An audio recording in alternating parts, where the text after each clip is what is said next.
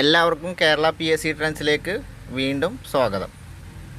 നമ്മൾ SCRTC book text book പ്രകാരമുള്ള ക്ലാസ്സുകളാണ് നമ്മുടെ ചാനലിൽ വന്നുകൊണ്ടിരിക്കുന്നത്. നമ്മൾ അവസാനം നിർത്തിയത് നമ്മുടെ 7ാം ക്ലാസ്സിലെ 9ാമത്തെ അധ്യായം ഗാന്ധിജിയും സ്വാതന്ത്ര്യ സമരവും എന്നതിലെ വാഗൺ ട്രാജഡി വരെയാണ് നമ്മൾ നിർത്തിയത്. അപ്പോൾ അതിന് ശേഷമുള്ള ആ ചാപ്റ്ററിലെ ബാക്കി ഭാഗമാണ് ഇന്നത്തെ ക്ലാസ്സിൽ നമ്മൾ ചർച്ച ചെയ്യാൻ പോകുന്നത്. അപ്പോൾ എപ്പോഴും ഞാൻ പറയുന്ന പോലെ തന്നെയാണ്, ചാനൽ ഇഷ്ടപ്പെട്ടാൽ നിങ്ങളൊന്ന് സബ്സ്ക്രൈബ് ചെയ്യുക, വീഡിയോ ഇഷ്ടപ്പെട്ടാൽ മറ്റുള്ളവരിലേക്ക് ഷെയർ ചെയ്യുക, ലൈക്ക് ചെയ്യുക. പിന്നെ വീഡിയോ നിങ്ങൾക്ക് ഉപകാരപ്പെട്ടെന്ന് തോന്നിയാൽ മാത്രം മറ്റുള്ളവരിലേക്ക് എത്തിക്കുക. നിങ്ങളുടെ അഭിപ്രായങ്ങൾ കമൻറ്റായി രേഖപ്പെടുത്തുക. അപ്പോൾ നമുക്ക് നേരെ ഇന്നത്തെ വീഡിയോയിലേക്ക് പോവാം. അപ്പോൾ നമ്മളെ 7ാം ക്ലാസ്സിലെ 9ാം അധ്യായത്തിൻ്റെ സെക്കൻഡ് പാർട്ടാണ് ഇന്നത്തെ വീഡിയോ. ഇതിൽ നമ്മൾ വാഗൺ ട്രാജഡി വരെ ആണ് ആ ചാപ്റ്ററിൻ്റെ 1ാം ഭാഗം ആദ്യ വീഡിയോയിൽ നിർത്തിയത്.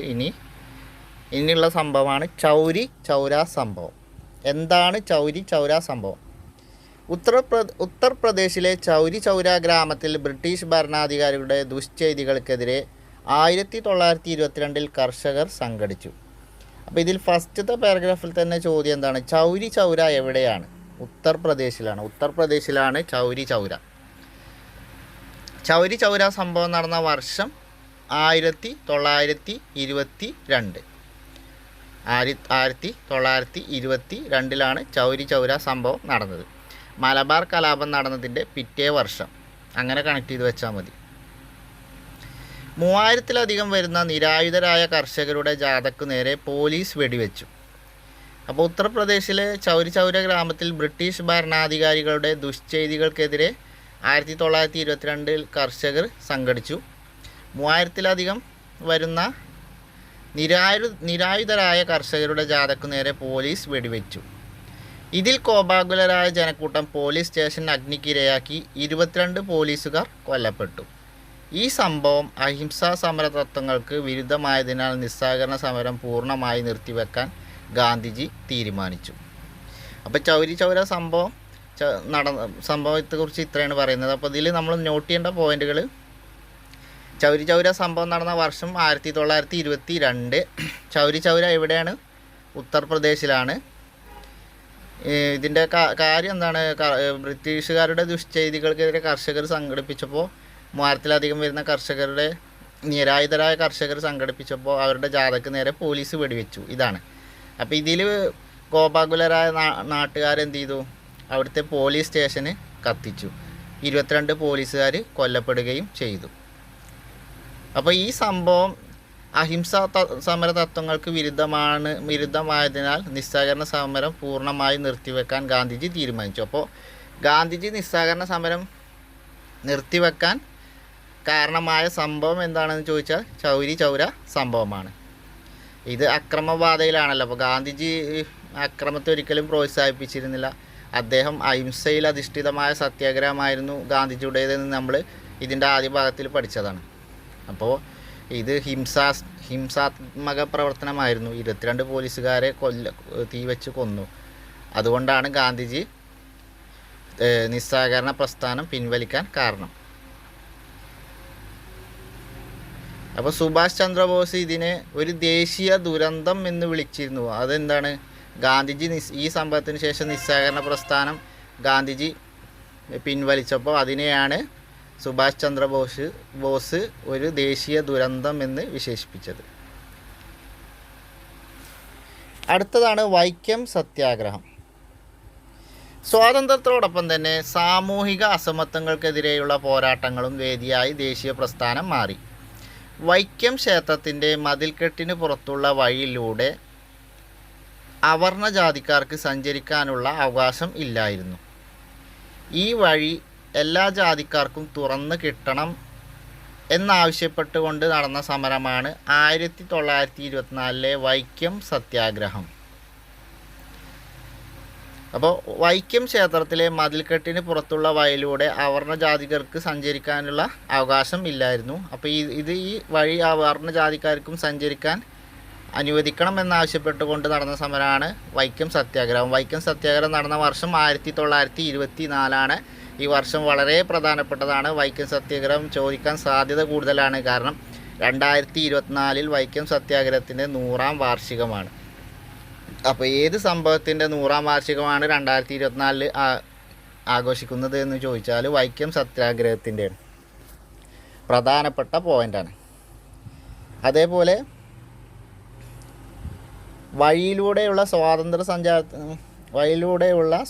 സഞ്ചാരത്തിന് വേണ്ടി നടത്തിയ സത്യാഗ്രഹം എന്ന് ചോദിച്ചാലും, വഴിയിലൂടെ നടക്കാൻ വേണ്ടി നടത്തിയ സത്യാഗ്രഹം എന്നൊക്കെ ചോദിച്ചാൽ വൈക്കം സത്യാഗ്രഹമാണ്. ഇതിൻ്റെ ഭാഗമായി മന്നത്ത് പത്മനാഭൻ്റെ നേതൃത്വത്തിൽ നടന്ന സവർണ ജാഥ പ്രസിദ്ധമാണ്. അപ്പോൾ സവർണ ജാഥ നയിച്ചതാരാണെന്ന് ചോദിച്ചാൽ മന്നത്ത് പത്മനാഭനാണ്. NSSൻ്റെ സ്ഥാപകനായ മന്നത്ത് പത്മനാഭനാണ് സവർണ ജാഥ നയിച്ചത്. പൊതുയിടങ്ങളിലെ അയിത്താചരണത്തിനെതിരെ ഇന്ത്യയിൽ നടന്ന ശ്രദ്ധേയമായ സമരമായിരുന്നു ഇത്. അപ്പോൾ പൊതുയിടങ്ങളിലെ അയിത്താചരണത്തിനെതിരായി ഇന്ത്യയിൽ നടന്ന പ്രധാനപ്പെട്ട സമരം ഏതാണെന്ന് ചോദിച്ചാൽ വൈക്കം സത്യാഗ്രഹമാണ്. സമരത്തിന് പിന്തുണ നൽകാൻ ഗാന്ധിജി വൈക്കത്ത് എത്തി. അപ്പോൾ നമ്മൾ ഫസ്റ്റ് ചാപ്റ്ററിൻ്റെ ആദ്യത്തിൽ തന്നെ വൈക്കം മുഹമ്മദ് ബഷീറിൻ്റെ ഒരു അനുഭവക്കുറിപ്പ് നമ്മൾ പറഞ്ഞു. അപ്പോൾ വൈക്കം സമരത്തിന് പിന്തുണ നൽകാൻ ഗാന്ധിജി വൈക്കത്ത് എത്തിയതിനെ കുറിച്ചാണ് അതിൽ പറയുന്നത്. അപ്പോൾ 1924 വൈക്കം സത്യാഗ്രഹം നടന്ന വർഷം മന്നത്ത് പത്മനാഭൻ്റെ സവർണ ജാഥ.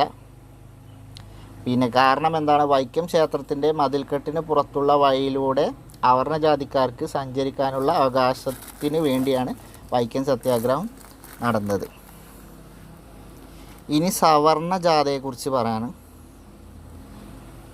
ഈ വൈക്കം സത്യാഗ്രഹത്തിൻ്റെ അനുബന്ധപ്പെട്ട് നമ്മൾ ഓർത്തിരിക്കേണ്ട പോയിൻ്റാണ് വൈക്കം വീരർ എന്നറിയപ്പെടുന്നത് ആരെന്ന് ചോദിച്ചാൽ പെരിയോർ E.V. രാമസ്വാമി നായ്ക്കറാണ്. പെരിയോർ E.V. രാമസ്വാമി നായ്ക്കറാണ് വൈക്കം വീരർ എന്ന് അറിയപ്പെടുന്നത്.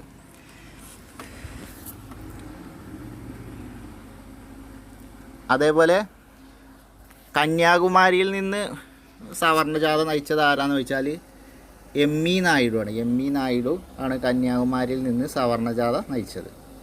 കേരളത്തിൽ സവർണ ജാഥ നയിച്ചത് മന്നത്ത് പത്മനാഭനും കന്യാകുമാരിയിൽ നിന്ന് തിരുവനന്തപുരത്തേക്ക് നയിച്ചത് M.E. നായിഡു ആണ്. ഇത്രയും കാര്യങ്ങൾ അനുബന്ധമായിട്ട് ഓർത്തിരിക്കണം. ഇനി സവർണ ജാഥ പറഞ്ഞിട്ട് ഇവിടെ ഒരു കോളം കൊടുത്തിട്ടുണ്ട്.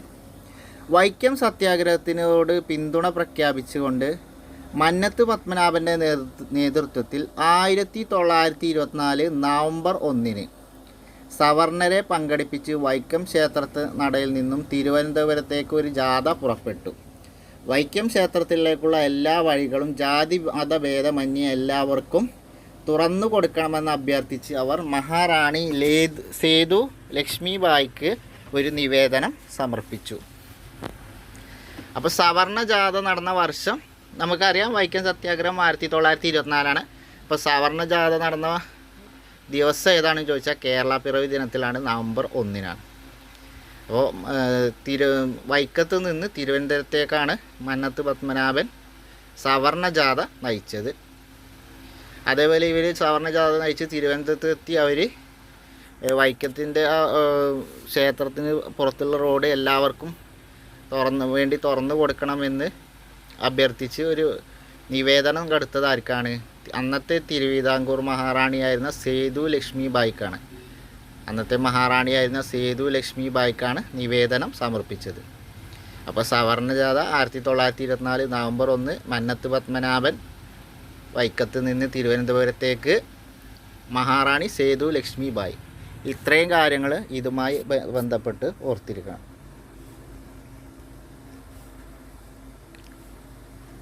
ഇനി തൂക്ക് കയറിനെ ഭയക്കാത്തവർ എന്ന് പറഞ്ഞുകൊണ്ട് ഒരു ഇതുണ്ട്. ഗാന്ധിയൻ സമരമുറകൾക്ക് സമാന്തരമായി നിരവധി സായുധ സമരങ്ങളും ഈ കാലഘട്ടത്തിൽ നടന്നു. ഈ ഗാന്ധിയൻ കാലഘട്ടത്തിൽ തന്നെ ഗാന്ധിയൻ സമരമുറകൾക്ക് സമാന്തരമായിട്ട് നിരവധി സായുധ സമരങ്ങൾ, തീവ്രവാദ രീതിയിലുള്ള സമരങ്ങളും ഈ കാലഘട്ടത്തിൽ നടന്നിട്ടുണ്ട്. അത്തരം സമരങ്ങൾക്ക് നേതൃത്വം നൽകി ജീവൻ ബലിയർപ്പിച്ചവരാണ് ചന്ദ്രശേഖർ ആസാദ്, ഭഗത് സിംഗ്, രാജ്ഗുരു, സുഖദേവ് മുതലായവർ. അപ്പോൾ ചന്ദ്രശേഖർ ആസാദ്, ഭഗത് സിംഗ്, രാജ്ഗുരു, സുഖദേവ് മുതലായവ സായുധ പോരാട്ടം നടത്തി ജീവൻ ബലിയർപ്പിച്ചവരാണ്. ഗാന്ധിയൻ സമര കാലഘട്ടത്തിൽ തന്നെയാണ് ഇവരും സമരം നയിച്ചത്. ഇനി ഇവർ രൂപീകരിച്ച സംഘടന ഏതായിരുന്നു? Hindustan Republican association. യുവജനങ്ങളെ സമരസജ്ജരാക്കുക എന്നതായിരുന്നു ഈ സംഘടനയുടെ ലക്ഷ്യം. അപ്പോൾ യുവജനങ്ങളെ സമരസജ്ജരാക്കുക എന്ന ലക്ഷ്യത്തോടെ രൂപീകരിച്ച സംഘടന ഏതാണെന്ന് ചോദിച്ചാൽ, യുവജനങ്ങളെ സമരസജ്ജരാക്കുക എന്ന ലക്ഷ്യത്തോടെ രൂപീകരിച്ച സംഘടന ഏതാണെന്ന് ചോദിച്ചാൽ Hindustan Republican association. Hindustan Republican association. അതുപോലെ ഹിന്ദുസ്ഥാൻ റിപ്പബ്ലിക്കൻ അസോസിയേഷൻസ് രൂപീകരിച്ചത് ആരൊക്കെയാണ്? ചന്ദ്രശേഖർ ആസാദ്, ഭഗത് സിംഗ്, രാജഗുരു, സുഖ്ദേവ്. 4 പേരുടെ ഫോട്ടോയും ഇവിടെ കൊടുത്തിട്ടുണ്ട്. വളരെ ചെറുപ്പത്തിൽ കൊലക്കയറ് വാങ്ങിയ ആളുകളാണ് ഈ 4 പേരും. ചന്ദ്രശേഖർ ആസാദ്, ഭഗത് സിംഗ്, രാജഗുരു, സുഖ്ദേവ് എന്നിവർ. അപ്പോൾ ഇവിടെ നമ്മൾ ഓർത്തിരിക്കേണ്ടത് യുവജനങ്ങളെ സജ്ജമാക്കുക എന്നുള്ള ലക്ഷ്യത്തോടെ രൂപീകരിച്ച സംഘടന ഹിന്ദുസ്ഥാൻ റിപ്പബ്ലിക്കൻ അസോസിയേഷൻ. പിന്നെ അന്നത്തെ ഗാന്ധിയൻ കാലഘട്ടത്തിൽ രൂപീകരിച്ച വിപ്ലവ സംഘടനയും ഹിന്ദുസ്ഥാൻ റിപ്പബ്ലിക്കൻ അസോസിയേഷനാണ്. നേതൃത്വം നൽകിയത് ചന്ദ്രശേഖർ ആസാദും ഭഗത് സിംഗും രാജഗുരും. ഇനി ഉപ്പു സത്യാഗ്രഹത്തെക്കുറിച്ചാണ് പറയുന്നത്. ഒരു നുള്ള് ഉപ്പ് ഒരു സാമ്രാജ്യത്തെ ഉലക്കുന്നു എന്നുള്ളത് ഹെഡിങ്ങിൽ.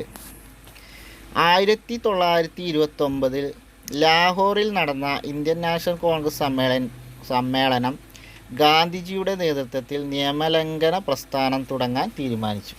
അപ്പോൾ നിയമലംഘന പ്രസ്ഥാനം തുടങ്ങാൻ തീരുമാനിച്ച കോൺഗ്രസ് സമ്മേളനമാണ് 1929 ലാഹോർ സമ്മേളനം.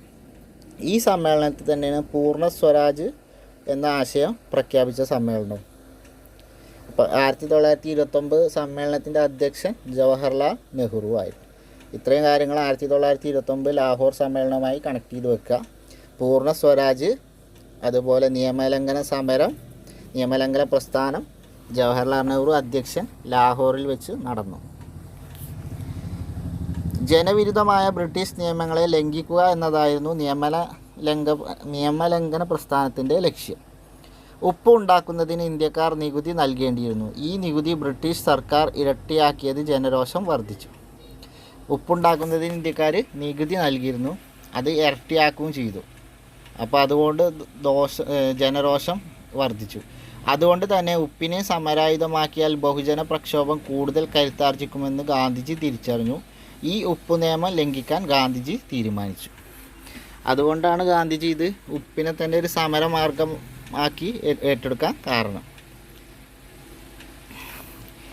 ഇനിയുള്ള പോയിൻ്റാണ് സമരപ്രഖ്യാപനം നടത്തിക്കൊണ്ട് ഗാന്ധിജി പറഞ്ഞ വാക്കുകളാണ്.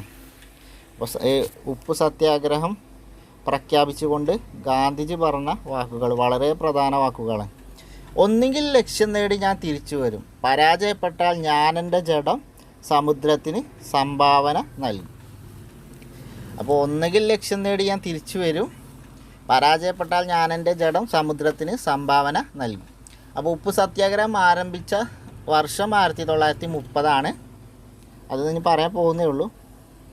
78 അനുയായികളുമായി ഗാന്ധിജി സബർമതി ആശ്രമത്തിൽ നിന്ന് യാത്ര പുറപ്പെട്ടു.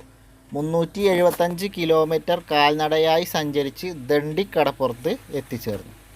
അപ്പോൾ ഉപ്പു സത്യാഗ്രഹം നടന്ന ഗാന്ധിജിയുടെ നേതൃത്വത്തിൽ ഉപ്പു സത്യാഗ്രഹം നടന്ന കടപ്പുറം ഏതാണെന്ന് വെച്ചാൽ ദണ്ഡി കടപ്പുറമാണ്. സബർമതി ആശ്രമത്തിൽ നിന്ന് 375 കിലോമീറ്റർ അകലെ. അപ്പോൾ ഉപ്പു സത്യാഗ്രഹത്തിന് ഗാന്ധിജി പുറപ്പെടുമ്പോൾ ഉള്ള ആളുകളുടെ എണ്ണം 78 78 അനുയായികളുമായി 375 കിലോമീറ്റർ നടന്നുകൊണ്ട് കാൽനടയായി പോയി സഞ്ചരിച്ച് ദണ്ഡി കടപ്പുറത്ത് എത്തിച്ചേർന്ന് അവിടെയാണ് അദ്ദേഹം ഉപ്പ് കുറുക്കി സമരം ചെയ്തത്. 1930 ഏപ്രിൽ 6 ഒരു പിടി ഉപ്പ് ശേഖരിച്ചുകൊണ്ട് നിയമലംഘന പ്രക്ഷോഭത്തിന് ഗാന്ധിജി തുടക്കം കുറിച്ചു. ഇന്ത്യൻ സ്വാതന്ത്ര്യ സമരത്തിൽ ഉപ്പ് നിയമലംഘന സമരത്തിൻ്റെ പ്രതീകമായി മാറി. അപ്പോൾ 1930 ഏപ്രിൽ 6 ഗാന്ധിജി ഉപ്പ് നിയമലംഘന പ്രക്ഷോഭത്തിന് തുടക്കം കുറിച്ചത്, അഥവാ ഉപ്പ് സത്യാഗ്രഹത്തിന് തുടക്കം കുറിച്ചത് 1930 ഏപ്രിൽ 6. ഇനി ഓർത്തിരിക്കേണ്ട പോയിൻ്റ് 78 അനുയായികളുമായി പുറപ്പെട്ടു. സബർമതി ആശ്രമത്തിൽ നിന്ന് 375 കിലോമീറ്റർ കാൽനടയായി നടന്നുകൊണ്ട് ദണ്ഡി കടപ്പുറത്താണ് ഉപ്പ് സത്യാഗ്രഹം നടത്തിയത്. ഇനി പ്രധാനപ്പെട്ട ഒരു പോയിൻ്റാണ് ഇതിൽ കൊടുത്തുള്ളത്. ദണ്ഡി യാത്രയിലെ മലയാളികൾ എന്ന് പറഞ്ഞാൽ കോളത്തിൽ കൊടുത്തിട്ടുണ്ട്. അപ്പോൾ ദണ്ഡി യാത്രയിൽ ഈ പങ്കെടുത്ത 78 അനുയായികളിൽ പങ്കെടുത്ത മലയാളികൾ ആരൊക്കെയാണെന്നാണ് നോക്കേണ്ടത്. സി കൃഷ്ണൻ നായർ, ടൈറ്റസ്, ശങ്കരൻ എഴുത്തച്ഛൻ, രാഘവ പൊതുവാൾ എന്നിവരാണ് ഉപ്പ് സത്യാഗ്രഹത്തിൽ ഗാന്ധിജിക്കൊപ്പം ഉണ്ടായിരുന്ന മലയാളികൾ. പ്രധാനപ്പെട്ട പോയിൻ്റാണ്. പ്രത്യേകിച്ച് മലയാളികളാകുമ്പോൾ കേരള PSCൻ്റെ ചോദ്യത്തിൽ വരാൻ സാധ്യത വളരെ കൂടുതലാണ്. അപ്പോൾ ദണ്ഡി യാത്രയിൽ പങ്കെടുത്ത മലയാളികളാണ് 4 മലയാളികളാണ്. C Krishnan Nair, Titus, Sankaran Ezhuthachan, Raghava Poduval. India ഒട്ടാകെ നിയമലംഘന പ്രക്ഷോഭം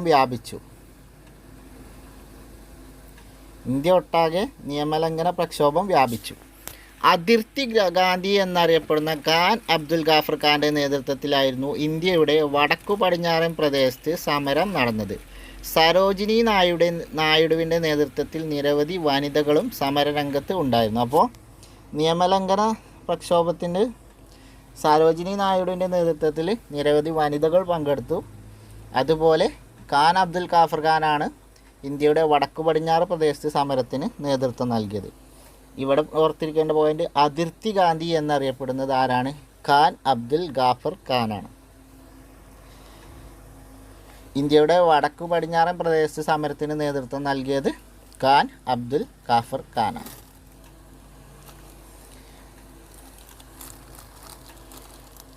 വടക്കു പടിഞ്ഞാറ് എന്ന് പറയുമ്പോൾ ഏകദേശം ജമ്മു കാശ്മീർ, ഗുജറാത്തിൻ്റെ ആ ഇടയിലുള്ള ആ സൈഡാണ് വടക്കു പടിഞ്ഞാറ് എന്ന് പറയുമ്പോൾ വരിക. ഓക്കെ,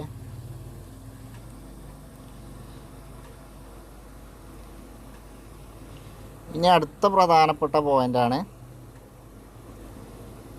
കേരളത്തിൽ ഉപ്പു സത്യാഗ്രഹത്തിൻ്റെ പ്രചരണങ്ങൾക്ക് നേതൃത്വം നൽകിയവരിൽ പ്രമുഖരായിരുന്നു കെ മാധവൻ നായരും മൊയ്തു മൗലവിയും. അപ്പോൾ ഉപ്പു സത്യാഗ്രഹത്തിൻ്റെ പ്രചരണങ്ങൾക്ക് നേതൃത്വം നൽകിയത് ആരൊക്കെയാണെന്ന് ചോദിച്ചാൽ കെ മാധവൻ നായരും മൊയ്തു മൗലവിയും. ഇനി അടുത്ത പ്രധാന പോയിൻ്റാണ്, പ്രീവിയസ് ക്വസ്റ്റ്യനാണ്. കണ്ണൂർ ജില്ലയിൽ ഉപ്പ് സത്യാഗ്രഹം നടന്ന കേന്ദ്രം ഏതാണെന്ന് ചോദിച്ചിട്ടുണ്ട്. അപ്പോൾ കണ്ണൂർ ജില്ലയിലെ പയ്യന്നൂരും കോഴിക്കോടും ഉപ്പ് സത്യാഗ്രഹത്തിൻ്റെ പ്രധാന കേന്ദ്രങ്ങളായി. അപ്പോൾ കേരളത്തിൽ ഉപ്പ് സത്യാഗ്രഹത്തിൻ്റെ കേന്ദ്രങ്ങൾ പയ്യന്നൂരും കോഴിക്കോടുമായിരുന്നു. അപ്പോൾ പയ്യന്നൂർ എവിടെയാണ്? കണ്ണൂർ ജില്ലയിലാണ്. അപ്പോൾ കണ്ണൂർ ജില്ലയിലെ ഉപ്പ് സത്യാഗ്രഹത്തിൻ്റെ കേന്ദ്രം എന്ന് ചോദിച്ചാൽ പയ്യന്നൂരാണ്, പിന്നെ കോഴിക്കോടാണ്. അതേപോലെ ഇതിൻ്റെ പ്രചരണങ്ങൾക്ക് നേതൃത്വം നൽകിയത് കെ മാധവൻ നായരും മൊയ്തു മൗലവിയും. അതുപോലെ പയ്യന്നൂരും കോഴിക്കോടും. ഇനി പയ്യന്നൂർ ആരൊക്കെ നേതൃത്വം നൽകി, കോഴിക്കോട് ആരൊക്കെ നേതൃത്വം നൽകി എന്നുള്ളതും പ്രീവിയസ് ക്വസ്റ്റ്യനാണ്. പയ്യന്നൂരിൽ കെ കേളപ്പൻ്റെ നേതൃത്വത്തിലായിരുന്നു ഉപ്പു നിയമലംഘനം നടന്നത്. കോഴിക്കോട് കടപ്പുറത്ത് ഉപ്പു സത്യാഗ്രഹത്തിന് മുഹമ്മദ് അബ്ദുറഹ്മാൻ, പി കൃഷ്ണപിള്ള എന്നിവർ നേതൃത്വം നൽകി. അപ്പോൾ പയ്യന്നൂർ നേതൃത്വം എടുത്തത് കെ കേളപ്പനാണ്. കോഴിക്കോടാണെങ്കിലോ മുഹമ്മദ് അബ്ദുറഹ്മാൻ സാഹിബും പി കൃഷ്ണപിള്ളയും. അപ്പോൾ കോഴിക്കോട് മുഹമ്മദ് അബ്ദുറഹ്മാൻ സാഹിബും പി കൃഷ്ണപിള്ളയും, പയ്യന്നൂർ കെ കേളപ്പനും. ഓർത്തിരിക്കുക, പ്രീവിയസ് ക്വസ്റ്റ്യനാണ്. അവസാനം നടന്ന ഖാദി ബോർഡ് പ്രിലിംസിൻ്റെ അവസാനഘട്ട പരീക്ഷയിൽ പോലും ചോദിച്ച ചോദ്യമാണ് കോഴിക്കോട് ഉപ്പ് സത്യാഗ്രഹത്തിന് നേതൃത്വം നൽകിയത് ആര് എന്നുള്ളത്. അപ്പോൾ പി കൃഷ്ണപിള്ളയും മുഹമ്മദ് അബ്ദുറഹ്മാൻ സാഹിബിനെയൊക്കെ പോലീസുകാർ പിടിച്ചുകൊണ്ടുപോയി. പോലീസ് മർദ്ദനത്തിൽ അവർക്ക് പരിക്കേൽക്കുകയൊക്കെ ഉണ്ടായി. ഉപ്പു സത്യാഗ്രഹം കേരളത്തിലെ ജനഹൃദയങ്ങളിൽ സ്വാതന്ത്ര്യ സമരാഗ്നി ആളിക്കത്തിച്ചു. ഉപ്പു സത്യാഗ്രഹത്തെ അമർച്ച ചെയ്യാൻ ബ്രിട്ടീഷ് ഗവൺമെൻറ് തീരുമാനിച്ചു. ഗാന്ധിജി, നെഹ്റു, സുഭാഷ് ചന്ദ്രബോസ് തുടങ്ങിയ നേതാക്കൾ ഉൾപ്പെടെ ആയിരക്കണക്കിന് ആളുകളെ അറസ്റ്റ് ചെയ്തു. ഇപ്പോൾ ഗാന്ധിജി, നെഹ്റു, സുഭാഷ് ചന്ദ്രബോസ് തുടങ്ങിയ ആളുകളൊക്കെ അവരെ ഉൾപ്പെടെ ആയിരക്കണക്കിന് ആളുകളെ ബ്രിട്ടീഷുകാർ അറസ്റ്റ് ചെയ്തു സമരം അടിച്ചമർത്താൻ വേണ്ടി. ഇനി നാഗന്മാരുടെ റാണി എന്നുള്ളത് പ്രീവിയസ് ക്വസ്റ്റ്യനാണ്. അപ്പോൾ നമ്മൾ പറഞ്ഞു വടക്ക് പടിഞ്ഞാറ് ഭാഗത്ത് നേതൃത്വം കൊടുത്തത് അതിർത്തി ഗാന്ധിയായ ഖാൻ അബ്ദുൽ ഗാഫർ ഖാനാണ്. എന്നാൽ വടക്കു കിഴക്ക് ഭാഗത്ത് ആരാണ് നേതൃത്വം കൊടുത്തതെന്ന് ചോദിച്ചാൽ റാണി ഗൈഡിലു ആണ്. ഗൈഡിലു ആണ് വടക്കു കിഴക്ക് ഭാഗത്ത്, അതായത് മണിപ്പൂർ നാഗാലാൻഡ് ഭാഗത്ത് നിയമലംഘന സമരത്തിന് നേതൃത്വം കൊടുത്തത്. ഇന്ത്യയുടെ വടക്ക് കിഴക്ക് ഭാഗത്തുള്ള മണിപ്പൂർ, നാഗാലാൻഡ് എന്നീ പ്രദേശങ്ങളിലും നിയമലംഘന സമരത്തിൻ്റെ ആവേശം ഉയർന്നു. 13 വയസ്സ് മാത്രമുള്ള റാണി ഗൈഡിലിയു ദേശീയ പ്രസ്ഥാനത്തിൽ ആകൃഷ്ടയാവുകയും നിയമലംഘന സമരത്തിന് പങ്കാളിയാവുകയും ചെയ്തു. സ്വാതന്ത്ര്യ സമരത്തിൽ വഹിച്ച തൻ്റെ പങ്കിൻ്റെ പേരിൽ നാഗന്മാരുടെ റാണി എന്ന് ജവഹർലാൽ നെഹ്റു അവരെ വിശേഷിപ്പിച്ചു. അപ്പം നാഗന്മാരുടെ റാണി എന്നറിയപ്പെടുന്നത് ആരാണ്? റാണി ഗൈഡിലു ആണ്. നാഗന്മാരുടെ റാണി എന്ന് വിശേഷിപ്പിച്ചത് ജവഹർലാൽ നെഹ്റു ആണ്. ഇനി ഇതിലെ പോയിന്റുകൾ എന്തൊക്കെയാണ്? ഇന്ത്യയുടെ വടക്കു കിഴക്ക് ഭാഗത്ത് ഉപ്പു സത്യാഗ്രഹത്തിന് നേതൃത്വം കൊടുത്തത് അല്ലെങ്കിൽ നിയമ ലംഘന പ്രസ്ഥാനത്തിന് നേതൃത്വം കൊടുത്തത് ആരാണ് ചോദിച്ചാൽ റാണി ഗൈഡിലിയു ആണ്. അതേപോലെ മണിപ്പൂരിൽ നേതൃത്വം കൊടുത്തത് എന്ന് ചോദിച്ചാലും റാണി ഗൈഡിലിയു ആണ്. നാഗാലാൻഡിൽ നേതൃത്വം കൊടുത്തത് എന്ന് ചോദിച്ചാലും റാണി ഗൈഡിലിയു ആണ്. നാഗന്മാരുടെ റാണി എന്ന് ചോദിച്ചാൽ റാണി ഗൈഡിലിയു ആണ്. അപ്പോൾ ഇത്രയും കാര്യങ്ങൾ ഓർത്തിരിക്കുക. പിന്നെ അങ്ങനെ വിശേഷിപ്പിച്ചത് ജവഹർലാൽ നെഹ്റു ആണ്. വെറും 13 വയസ്സ് മാത്രമായിരുന്നു അവരുടെ പ്രായം.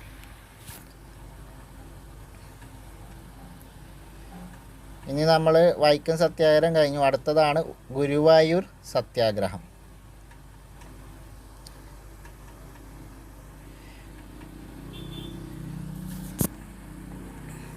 ഗാന്ധിയൻ ആശയമായ സമൂഹ പുനർനിർമ്മാണവും സ്വാതന്ത്ര്യ സമരത്തിൻ്റെ ഭാഗമായിരുന്നു.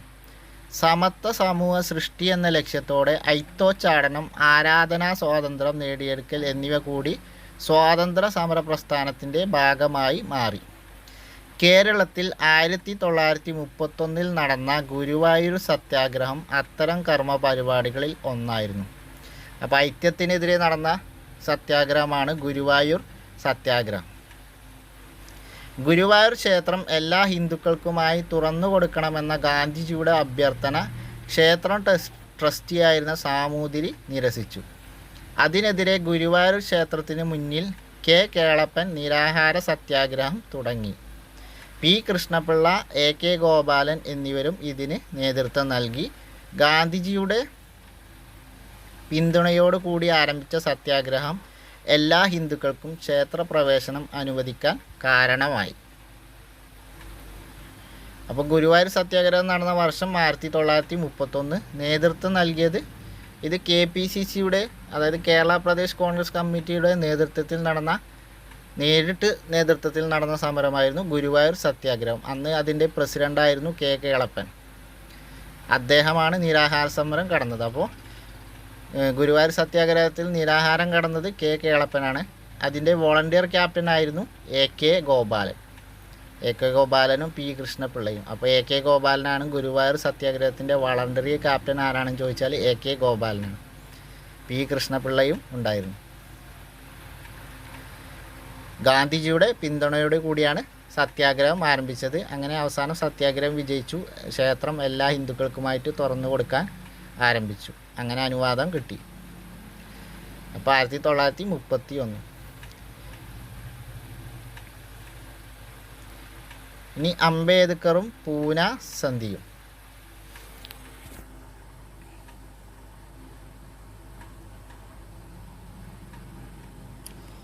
ഇന്ത്യയിലെ അധസ്ഥിത ജനവിഭാഗങ്ങളെ രാഷ്ട്രീയമായി സംഘടിപ്പിക്കാനുള്ള പ്രവർത്തനങ്ങൾക്ക് നേതൃത്വം നൽകിയ പ്രമുഖനായിരുന്നു ഡോക്ടർ BR അംബേദ്കർ. അപ്പോൾ ഇന്ത്യയിലെ അധസ്ഥിത വിഭാഗങ്ങൾക്ക് രാഷ്ട്രീയമായി സംഘടിപ്പിക്കാനുള്ള പ്രവർത്തനങ്ങൾക്ക് മുഖ്യമായി നേതൃത്വം നൽകിയ വ്യക്തിയായിരുന്നു ഡോക്ടർ BR അംബേദ്കർ.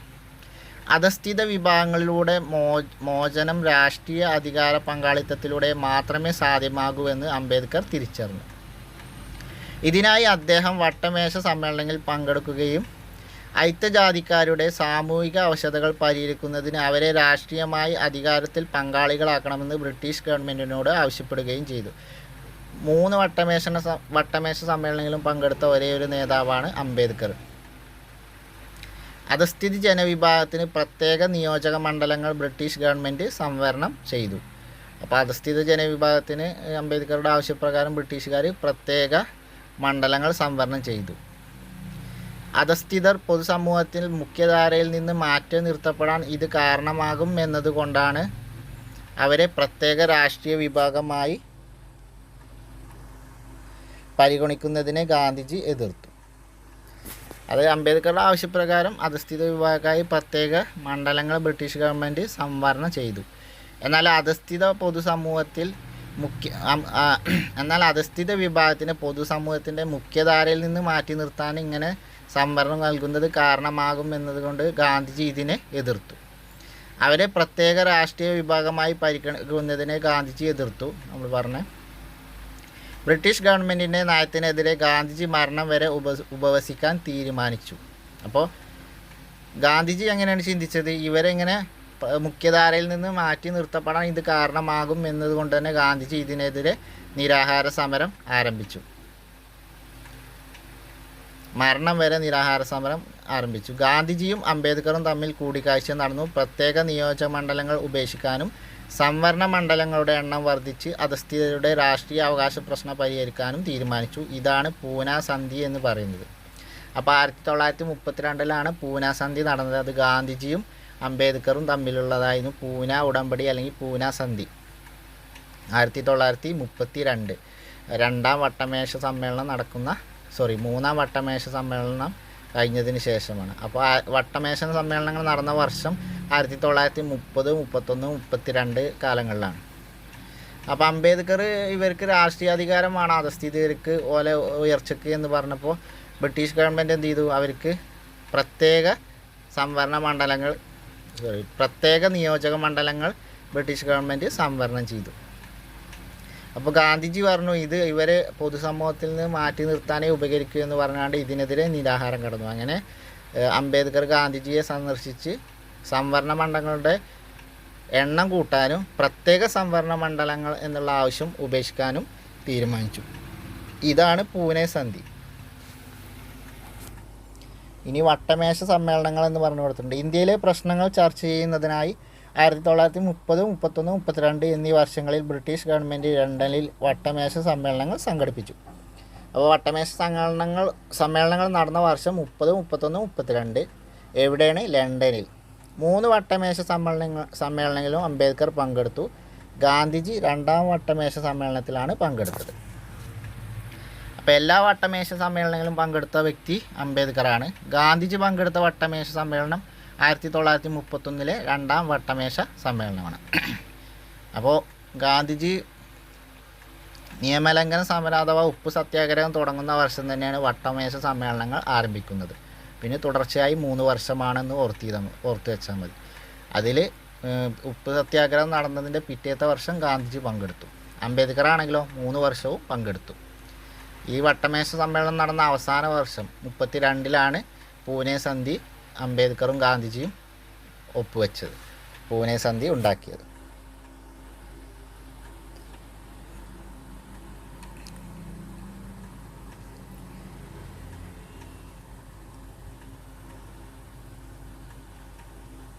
ബോംബെയിലെ കോൺഗ്രസ് സമ്മേളനത്തിൽ ഗാന്ധിജിയും നെഹ്റുവും എന്ന് പറഞ്ഞൊരു ഫോട്ടോ ഇവിടെ കൊടുത്തിട്ടുണ്ട്. ഇനിയാണ് ക്വിറ്റ് ഇന്ത്യ സമരം. ബ്രിട്ടീഷ് ഭരണത്തിനെതിരായി ഇന്ത്യയിലുണ്ടായ പ്രധാനപ്പെട്ട ബഹുജന സമരമായിരുന്നു ക്വിറ്റ് ഇന്ത്യ സമരം. 1942 ഓഗസ്റ്റ് 8 ബോംബെയിൽ നടന്ന അഖിലേന്ത്യാ കോൺഗ്രസ് സമ്മേളനത്തിലാണ് ക്വിറ്റ് ഇന്ത്യ സമരം പ്രഖ്യാപിച്ചത്. എല്ലാ അധികാരങ്ങളും ഇന്ത്യക്ക് കൈമാറി ബ്രിട്ടീഷുകാർ ഇന്ത്യ വിട്ടുപോകണമെന്ന് സമ്മേളനം ആവശ്യപ്പെട്ടു. അപ്പോൾ ക്വിറ്റ് ഇന്ത്യ സമ്മേളനം നടന്ന ക്വിറ്റ് ഇന്ത്യ സമരം പ്രഖ്യാപിച്ചത് 1942 അപ്പോൾ ക്വിറ്റ് ഇന്ത്യ പ്രമേയം പാസാക്കിയ കോൺഗ്രസ് സമ്മേളനം 1942 ഓഗസ്റ്റ് 8 കോൺഗ്രസ് സമ്മേളനമാണ് ക്വിറ്റ് ഇന്ത്യ പ്രമേയം പാസാക്കിയത്. എവിടെ വെച്ചായിരുന്നു സമ്മേളനം? ബോംബെയിൽ വെച്ച്. അപ്പോൾ 1942 ബോംബെയിൽ വെച്ച് നടന്ന കോൺഗ്രസ് സമ്മേളനത്തിലാണ് ക്വിറ്റ് ഇന്ത്യ പ്രമേയം പാസാക്കിയത്. ആഗസ്റ്റ് 8 ക്വിറ്റ് ഇന്ത്യ പ്രമേയം പാസാക്കിയത്. ആഗസ്റ്റ് 9 ക്വിറ്റ് ഇന്ത്യ സമരം ആരംഭിക്കുന്നത്.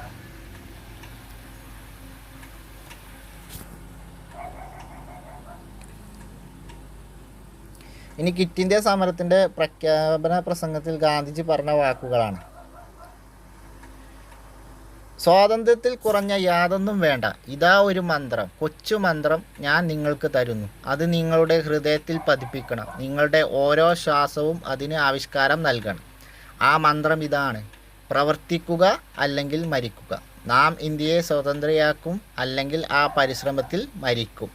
അപ്പോൾ പ്രവർത്തിക്കുക അല്ലെങ്കിൽ മരിക്കുക എന്ന മുദ്രാവാക്യം ഉയർത്തിയത് ഗാന്ധിജിയാണ്. ക്വിറ്റ് ഇന്ത്യ സമര പ്രഖ്യാപന വേളയിലാണ് അദ്ദേഹം ഈ മുദ്രാവാക്യം ഉയർത്തിയത്. അപ്പോൾ ഈ കോട്ടിങ് പ്രധാനമാണ്, ഓർത്തിരിക്കുക. കോൺഗ്രസിലെ ഒട്ടുമിക്ക നേതാക്കളെയും അറസ്റ്റ് ചെയ്തു. പൂനെയിലെ ആഗാ ഖാൻ കൊട്ടാരത്തിലെ ജയിലിലാണ് ഗാന്ധിജിയെയും ഭാര്യ കസ്തൂർബയെയും പാർപ്പിച്ചത്. അപ്പോൾ ക്വിറ്റ് ഇന്ത്യ സമര സമയത്ത് കോൺഗ്രസിലെ എല്ലാ നേതാക്കളെയും അറസ്റ്റ് ചെയ്തു. പൂനെയിലെ ആഗാ ഖാൻ കൊട്ടാരത്തിലെ ജയിലിലാണ് ഗാന്ധിജിയെയും ഭാര്യ കസ്തൂർബയെയും പാർപ്പിച്ചത്.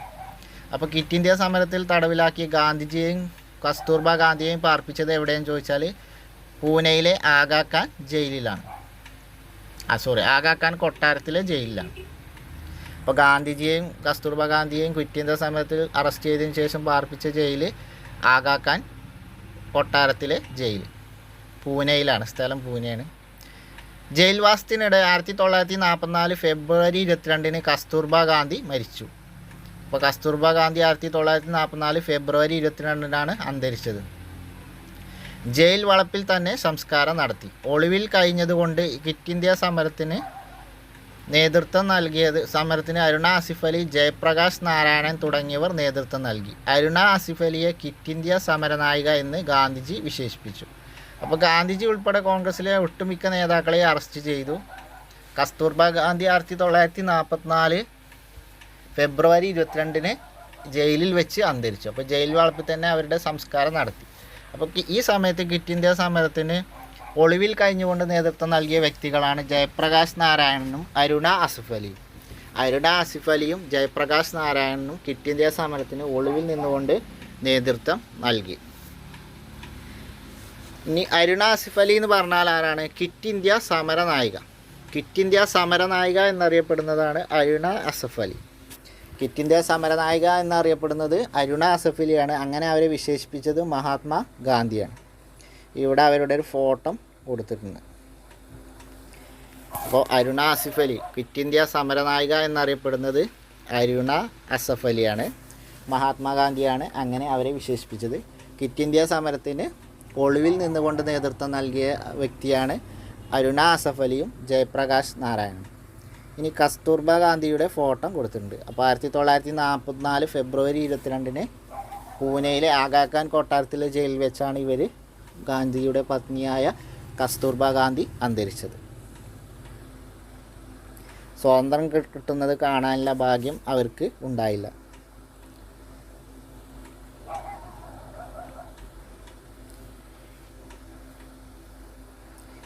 ഇനി നേതാക്കന്മാരുടെ അറസ്റ്റിൽ പ്രതിഷേധിച്ച് നാടൊട്ടുക്കും പ്രകടനങ്ങൾ, ഹർത്താലുകൾ, കരിദിനം മുതലായവ നടന്നു.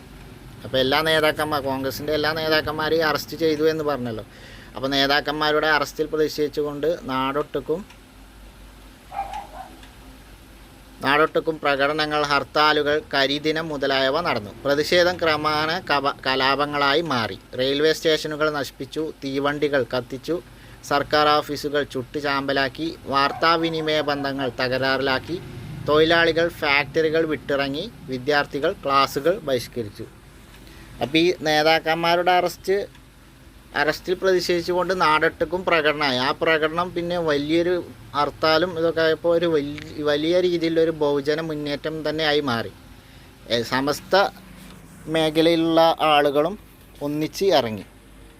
ഫാക്ടറിയിലെ തൊഴിലാളികൾ തൊഴിൽ വിട്ടിറങ്ങി, വിദ്യാർത്ഥികൾ ക്ലാസ്സുകൾ ബഹിഷ്കരിച്ചു, അതുപോലെ തീവണ്ടികൾ കത്തിച്ചു, സർക്കാർ ഓഫീസുകൾ ചുട്ട് ചാമ്പലാക്കി, റെയിൽവേ സ്റ്റേഷനുകൾ നശിപ്പിച്ചു.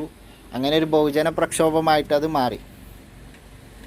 ബ്രിട്ടീഷ് ഗവൺമെൻറ് ക്രൂരമായി സമരത്തെ അമർച്ച ചെയ്തു. എന്നാലും ബ്രിട്ടീഷ് ഗവൺമെൻറ് ശക്തമായ രീതിയിൽ തന്നെ ക്രൂരമായിക്കൊണ്ട് ഈ സമരത്തെ അമർച്ച ചെയ്തു. 1942 ആഗസ്റ്റ് 9 ഹർത്താൽ ആചരിച്ചുകൊണ്ടാണ് ക്വിറ്റ് ഇന്ത്യ സമരം കേരളത്തിൽ ആരംഭിച്ചത്. അപ്പോൾ 1942 ഓഗസ്റ്റ് 9 ഹർത്താൽ ആചരിച്ചുകൊണ്ടാണ് കേരളത്തിലും ക്വിറ്റ് ഇന്ത്യ സമരം ആരംഭിച്ചത്. ഇതിൽ പങ്കെടുത്ത MP Narayanan Menon, K Kelappan, E Moidu മൗലവി, AV കുട്ടിമാളു അമ്മ തുടങ്ങിയവരെ അറസ്റ്റ് ചെയ്തു. ആഗസ്റ്റ് 9 ക്വിറ്റ് ഇന്ത്യ ദിനമായി ആചരിക്കുന്നു. അപ്പോൾ ക്വിറ്റ് ഇന്ത്യ ദിനമായി ആചരിക്കുന്നത് ആഗസ്റ്റ് 9. അപ്പോൾ കേരളത്തിൽ ക്വിറ്റ് ഇന്ത്യ സമരത്തിന് നേതൃത്വം നൽകിയത് MP Narayana Menon, K Kelappan, E Moidu മൗലവി, AV കുട്ടിമാളു അമ്മ തുടങ്ങിയവരായിരുന്നു കേരളത്തിൽ ക്വിറ്റ് ഇന്ത്യ സമരത്തിന് നേതൃത്വം നൽകിയത്.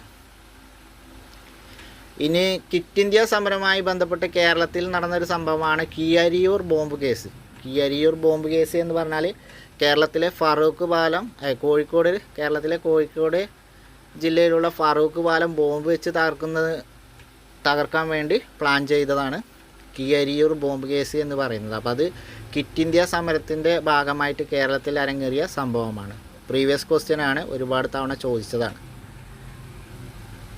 ഇനി ഇവിടെ ചിത്രങ്ങൾ കൊടുത്തിട്ട് ഉപ്പ് സത്യാഗ്രഹം, പിന്നെ അതിൻ്റെ പ്രധാന വിവരങ്ങൾ, അതുപോലെ കോൺഗ്രസ് സമ്മേളനം, അതിൻ്റെ വിവരങ്ങളൊക്കെ നോട്ട് ചെയ്യാനാണ്, പഠന വർക്കുകളാണ്.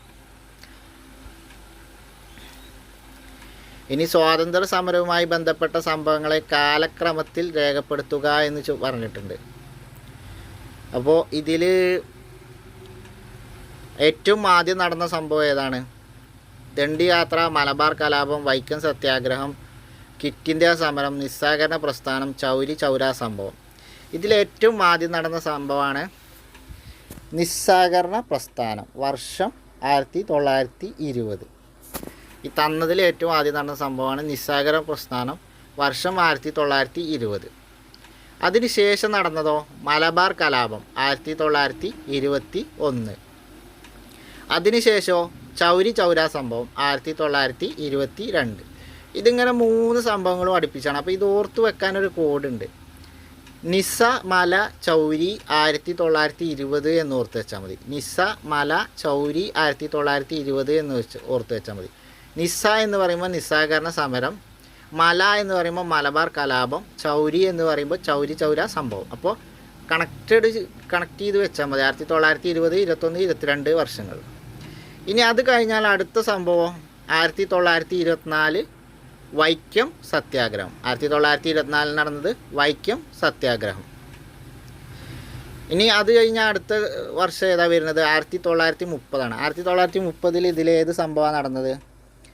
ദണ്ഡി യാത്ര. ദണ്ഡി യാത്ര. ഇനി ദണ്ഡി യാത്ര ഓർത്ത് വെക്കാൻ ഒരു കോഡുണ്ട്. ഉഗുനി 1930 എന്ന് ഓർത്ത് വെച്ചാൽ 3 സംഭവങ്ങൾ നിങ്ങൾക്ക് ഓർത്തിരിക്കാം. ഉ എന്ന് പറഞ്ഞാൽ ഉപ്പ് സത്യാഗ്രഹം 1930. ഗു എന്ന് പറഞ്ഞാൽ ഗുരുവായൂർ സത്യാഗ്രഹം 1931. നീ എന്ന് പറഞ്ഞാൽ നിവർത്തന പ്രക്ഷേപവും 1932. അങ്ങനെ കണക്ട് ചെയ്ത് വെച്ചാൽ നിങ്ങൾക്ക് ആ 3 സംഭവങ്ങൾ പഠിക്കാം. അപ്പോൾ 1930 ദണ്ഡി യാത്ര. പിന്നെ ഇതിലിനി ഏതാണ്? വൈക്കം സത്യാഗ്രഹം നമ്മൾ പറഞ്ഞു, ദണ്ഡി യാത്ര പറഞ്ഞു. ഇനി ക്വിറ്റ് ഇന്ത്യ സമരം 1942. ക്വിറ്റ് ഇന്ത്യ സമരം 1942. ഈ യോജിക്കാനും കാലക്രമത്തിൽ ക്രമീകരിക്കാനുള്ളത് ഒന്ന് നോട്ട് ചെയ്ത് വെക്കണം. ഇത് ചിലപ്പോൾ ഇതുപോലെ കോപ്പി പേസ്റ്റായി പരീക്ഷയ്ക്ക് വരാൻ സാധ്യതയുണ്ട്. SCRT വന്നതായതുകൊണ്ട് ഇതുപോലെ ചിലപ്പോൾ നമുക്ക് ഭാഗ്യമുണ്ടെങ്കിൽ കോപ്പി പേസ്റ്റായി വരാം. അപ്പോൾ ഇത് നിങ്ങൾ നോട്ടിൽ വരച്ചങ്ങാണ്ട് രേഖപ്പെടുത്തി വെക്കുക. ഇനി സുഭാഷ് ചന്ദ്രബോസും ഇന്ത്യൻ നാഷണൽ ആർമിയും. സുഭാഷ് ചന്ദ്രബോസും ഇന്ത്യൻ നാഷണൽ ആർമിയും. ഇന്ത്യൻ നാഷണൽ ആർമി അഥവാ INA സ്ഥാപകൻ ആരാണെന്ന് ചോദിച്ചാൽ സുഭാഷ് ചന്ദ്രബോസാണ്. ഇന്ത്യയുടെ സ്വാതന്ത്ര്യം ബ്രിട്ടീഷുകാരുടെ ഔദാര്യമല്ലെന്നും അത് പോരാടി നേടേണ്ടതുമാണെന്നായിരുന്നു സുഭാഷ് ചന്ദ്രബോസിൻ്റെ വിശ്വാസം. നിങ്ങൾ എനിക്ക് രക്തം തരൂ, ഞാൻ നിങ്ങൾക്ക് സ്വാതന്ത്ര്യം തരാമെന്ന് പറഞ്ഞ പ്രഖ്യാപനത്തിലൂടെ സുഭാഷ് ചന്ദ്രബോസ് ബ്രിട്ടീഷുകാർക്കെതിരെ പോരാടാൻ ജനങ്ങളോട് ആഹ്വാനം ചെയ്തു. അപ്പോൾ ഇവിടെ പ്രധാനപ്പെട്ട കാര്യം, നിങ്ങൾ എനിക്ക് രക്തം തരൂ, ഞാൻ നിങ്ങൾക്ക് സ്വാതന്ത്ര്യം തരാം എന്നുള്ള വാക്കുകൾ ആരുടേതാണെന്ന് ചോദിച്ചാൽ സുഭാഷ് ചന്ദ്രബോസിൻ്റെ വാക്കുകളാണ്. അതേപോലെ INA സ്ഥാപിച്ചത് സുഭാഷ് ചന്ദ്രബോസ് അല്ല, പക്ഷെ അത് സുഭാഷ് ചന്ദ്രബോസ് ഏറ്റെടുത്തതിന് ശേഷമാണ് ഫേമസ് ആയത്. പ്രവർത്തനങ്ങൾ സജീവമായത്. റാഷ് ബിഹാരി ബോസ് രൂപീകരിച്ച ഇന്ത്യൻ നാഷണൽ ആർമിയുടെ നേതൃത്വം സുഭാഷ് ചന്ദ്രബോസ് ഏറ്റെടുത്തു. ഇന്ത്യയുടെ മോചനമായിരുന്നു INAയുടെ ലക്ഷ്യം. അപ്പോൾ ഇന്ത്യൻ നാഷണൽ ആർമി അഥവാ INA രൂപീകരിച്ചത് ആരാണെന്ന് ചോദിച്ചാൽ റാഷ് ബിഹാരി ബോസാണ്. അതും ഒരു ബോസാണ്, പക്ഷേ അത് റാഷ് ബിഹാരി ബോസാണ്. പിന്നീട് അതിൻ്റെ നേതൃസ്ഥാനം സുഭാഷ് ചന്ദ്രബോസ് ഏറ്റെടുത്തു. ഇന്ത്യയുടെ മോചനമായിരുന്നു അതുകൊണ്ടുള്ള ലക്ഷ്യം.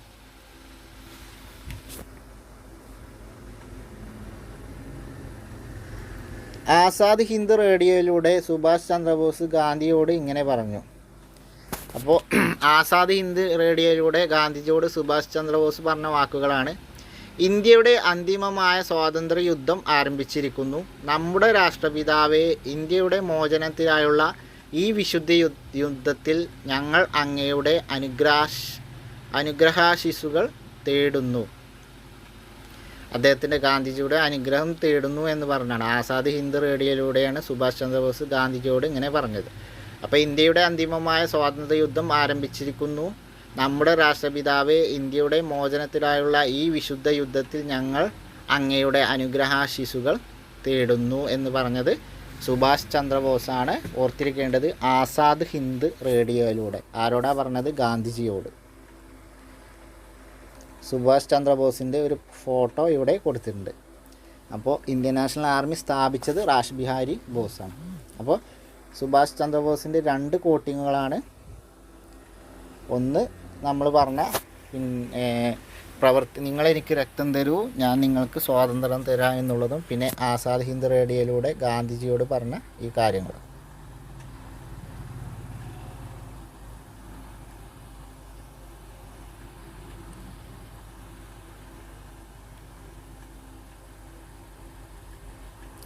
ഇനി സുഭാഷ് ചന്ദ്രബോസിനെ നേതാജി എന്ന് വിശേഷിപ്പിച്ചത് ആരാണെന്ന് ചോദിച്ചാൽ ഗാന്ധിജിയാണ്. ഗാന്ധിജിയാണ് സുഭാഷ് ചന്ദ്രബോസിനെ നേതാജി എന്ന് വിശേഷിപ്പിച്ചത്. ജയ് ഹിന്ദ് എന്ന മുദ്രാവാക്യവും സുഭാഷ് ചന്ദ്രബോസിൻ്റെ സംഭാവനയാണ്. അപ്പോൾ ജയ് ഹിന്ദ് എന്ന മുദ്രാവാക്യം സുഭാഷ് ചന്ദ്രബോസിൻ്റെ സംഭാവനയാണ്. ഗാന്ധിജി അദ്ദേഹത്തെ നേതാജി എന്ന് വിശേഷിപ്പിച്ചു. ഇനി INAയും മലയാളികളും. INAയുടെ വനിതാ വിഭാഗം നേതാവായിരുന്നു മലയാളിയായ ക്യാപ്റ്റൻ ലക്ഷ്മി. സുഭാഷ് ചന്ദ്രബോസിൻ്റെ സമരങ്ങളിൽ ആകൃഷ്ടയായി INAയിൽ ചേർന്ന ധീരനായ മലയാളിയാണ് വക്കം അബ്ദുൽ ഖാദർ. ബ്രിട്ടീഷ് ഗവൺമെൻറ് അദ്ദേഹത്തെ 26ാമത്തെ വയസ്സിൽ തൂക്കിക്കൊന്നു. തൂക്കിലെത്തുന്നതിന് മുമ്പുള്ള രാത്രിയിൽ അദ്ദേഹം വീട്ടിലേക്ക് അയച്ച കത്ത് നോക്കൂ എന്ന് പറഞ്ഞു. ഇവിടെ ക്യാപ്റ്റൻ ലക്ഷ്മിയുടെ ഫോട്ടോ കൊടുത്തിട്ടുണ്ട്.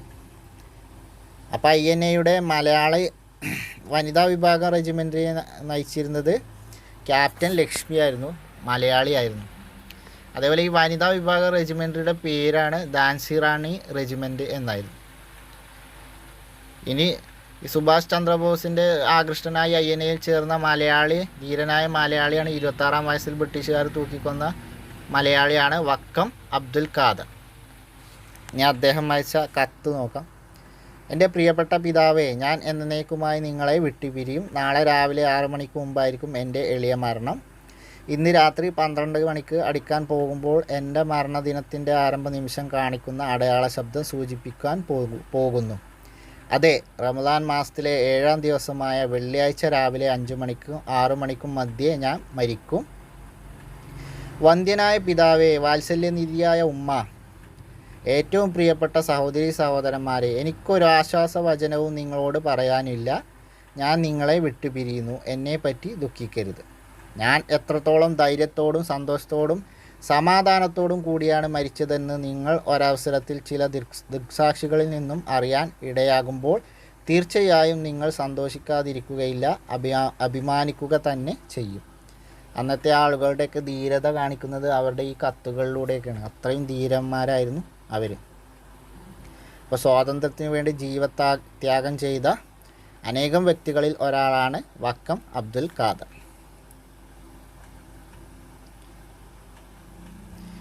സായുധ സമരത്തിലൂടെ സ്വാതന്ത്ര്യം നേടാനുള്ള INAയുടെ ശ്രമങ്ങളെ ബ്രിട്ടീഷ് ഗവൺമെൻറ് അടിച്ചമർത്തി. ഇനി ഇവിടെ കോളം തന്നിട്ടുണ്ട്. ഓരോ സമരങ്ങളും: ചമ്പാരൻ സമരം, ഗേദ സമരം, തുണിമുൽ സമരം അഹമ്മദാബാദ്, റൗളത്ത് നിയമത്തിനെതിരെയുള്ള സമരം, നിസ്സഹകരണ സമരം, ഉപ്പ് സത്യാഗ്രഹം, ക്വിറ്റ് ഇന്ത്യ സമരം. ഇനി അതിൻ്റെ രീതികളും പ്രത്യേകതയൊക്കെ കോളാക്കാനാണ്. ഇത് നിങ്ങൾ നോട്ടിക്ക് ഇതുപോലെ എഴുതിയിട്ടൊന്ന് കോളാക്കി വെക്കുന്നുണ്ട്. അപ്പോൾ നിങ്ങൾക്ക് ഇത്രയും കാര്യങ്ങൾ പഠിച്ചതിൻ്റെ ഒരു സംഗ്രഹമായിട്ട് അത് സൂക്ഷിക്കാം. പെട്ടെന്ന് നോക്കി നിങ്ങൾക്ക് പോയിന്റുകൾ കിട്ടും. ക്ഷമിക്കണേ, തൊണ്ടക്കൊരു ചെറിയൊരു അസ്വസ്ഥത ഉണ്ട്, അതുകൊണ്ടാണ്. ചെറിയ ചുമയുണ്ട്, സൗണ്ടിനും പ്രശ്നം ഉണ്ടാവും, ക്ഷമിക്കുക. മുഹമ്മദ് അലി ജിന്നയും പാകിസ്ഥാൻ വാദവും എന്താണെന്ന് നോക്കാം. നമ്മൾ മുൻപ് പറഞ്ഞു, മുസ്ലിം ലീഗ്, സർവേന്ത്യ മുസ്ലിം ലീഗ് രൂപീകരിച്ചത് 1906 ബംഗാൾ വിഭജന സമയത്താണ്. ആഗാ ഖാനും സലീമുല്ലാ ഖാനും ചേർന്നാണ്. ഇനി പാകിസ്ഥാൻ വാദം മുഹമ്മദ് ജില്ലയെ കുറിച്ചാണ് ഇനി പഠിക്കാനുള്ളത്. സർവേന്ത്യ മുസ്ലിം ലീഗ് രൂപീകരിച്ച കാര്യം പറഞ്ഞത് നമ്മൾ പറഞ്ഞതാണ്. 1940 മുസ്ലിം ലീഗിൻ്റെ സമ്മേളനം ലാഹോറിൽ നടന്നു.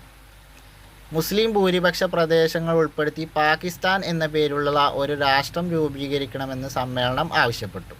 ഇന്ത്യയിലെ മുസ്ലിങ്ങളെ പ്രതിനിധീകരിക്കുന്ന ഏക സംഘടന മുസ്ലിം ലീഗാണെന്നും കോൺഗ്രസിന് നൽകുന്നത് പോലുള്ള പരിഗണന മുസ്ലിം ലീഗിനും നൽകണമെന്നും മുഹമ്മദ് അലി ജിന്ന അഭിപ്രായപ്പെട്ടു.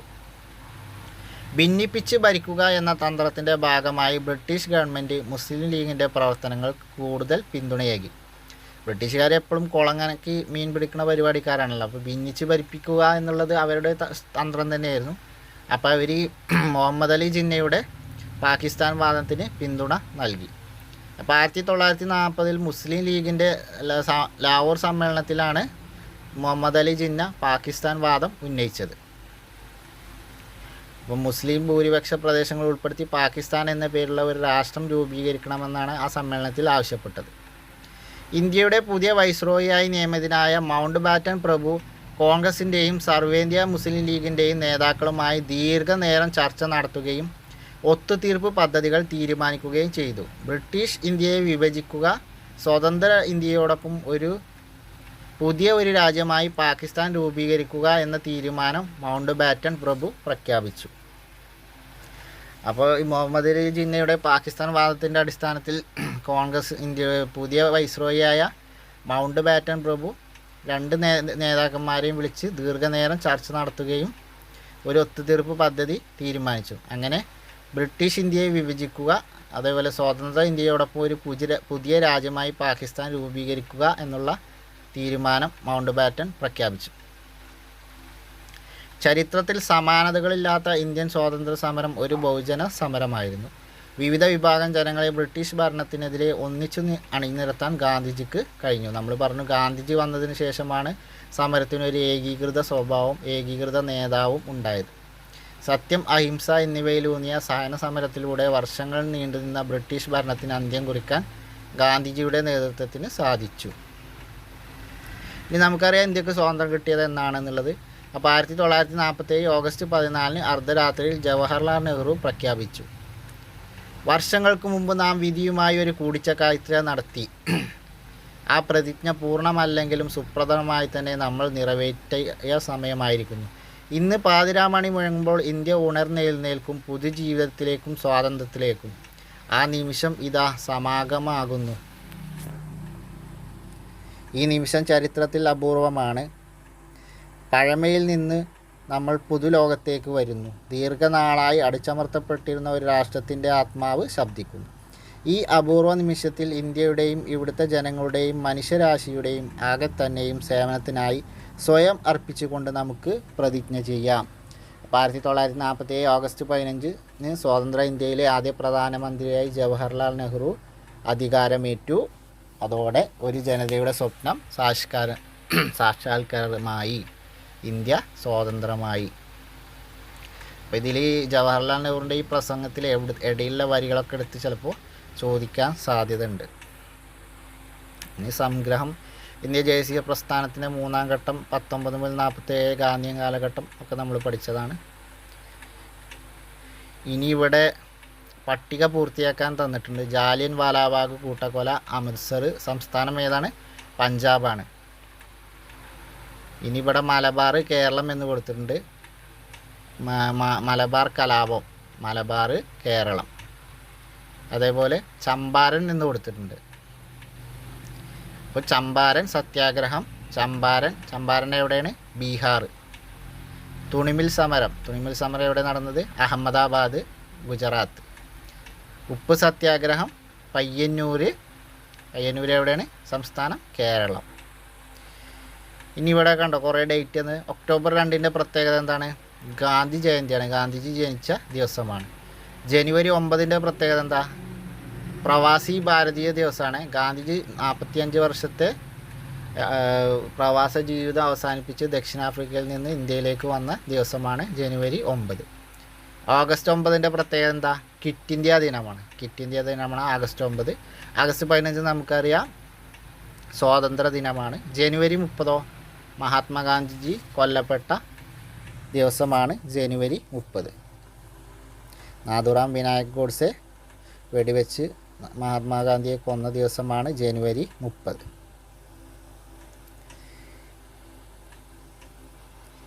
ഇനി ഇവിടെ ഓരോരുത്തരെ വിശേഷങ്ങളൊക്കെ കൊടുത്തിട്ടുണ്ട്. ഇപ്പോൾ ഫോട്ടോ തന്നിട്ടുണ്ട്. ഗാന്ധിജിയെ വിശേഷണം മഹാത്മാ.